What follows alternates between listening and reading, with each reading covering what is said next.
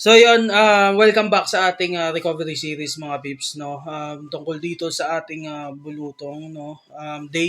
Actually hindi to day 2. Ano na to, part 2 ng ating recovery series tungkol sa bulutong. Hindi ko masabing day 2 kasi pang ilang days ko na rin naman bago ko maisipang i-document to. Pero ayun nga, ang status ng ating bulutong ito, yan kung nakikita nyo guys. Namumula na siya. No, namumula na yung mga part ko. Yan. So, medyo nagda-dry na siya. Yan, pati nandito. Nagda-dry. Sa tenga, nagda-dry. So, parang nagiging ano na siya. Um, nagiging langib na. No? So, actually, kakatapos ko lang tapusin yung ito, yan, yung mag-record or mag-produce ng revision ko dun sa isa kong kanta. Dahil nga yun, syempre wala tayong magawa dito. Dahil nga bawal tayong lumabas, bawal tayong lumakad kahit saan. So, yun, update naman dito sa aking braso, kung nakikita nyo. Yun. Namumula na siya. So, malapit na rin siya doon sa step. Doon sa step ng na paglalangib. No? Hindi ko alam sa ibang part. Syempre, hindi ko kasi makita. Pero, hindi ko alam. Ayan, namumula na rin. So, karamihan namumula, no? So, ang gamit kong sabon dito lagi safeguard para syempre matanggal yung mga bacteria, no? Sa mukha ko, sa mga sugat, no?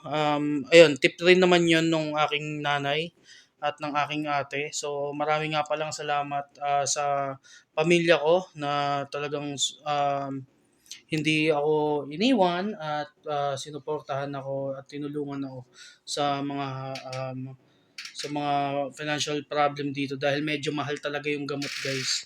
Kaya talagang maraming salamat at mahal ko ayong dalawa, mama and ate. At yung kapatid ko nasa Las Piñas, yun, isa rin yun sa minomonitor namin dahil bago pa lumabas yung bulutong ng anak ko, nandoon kami sa Las Piñas. So, inaabatan namin yun. Tinitignan namin kung magkakaroon siya. Pero sana Lord, no, alam naman natin Lord, pinagpe-pray natin yan na hindi siya magkaroon para hindi na, alam mo yun, wala nang mahawa.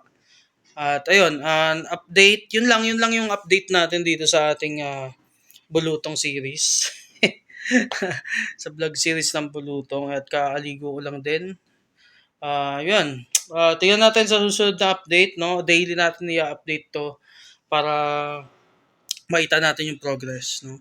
Actually, hindi ko na hinahabol yung views dito sa vlog na to, no? Dahil pang-document ko lang naman to para malaman ko at mapanood ko in the future kung paano yung naging progress ng pagkakaroon ko ng bulutong dahil first time ko lang din magkabulutong in the age of 30. Oh my goodness.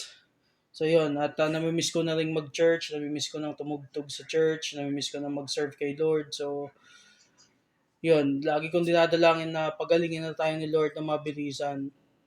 At yun, it takes time siguro. Si Lord lang bahala doon kung kailan talaga totally mawawala itong bulutong natin at gagaling. So yun, at ayan, salamat at ito lang ang update natin guys. See you soon sa ating update tungkol sa Bulutong Vlogs sa series, no? Series part 2. Kita-kits tayo sa part 3 ng ating recovery series. So, yan. Babush.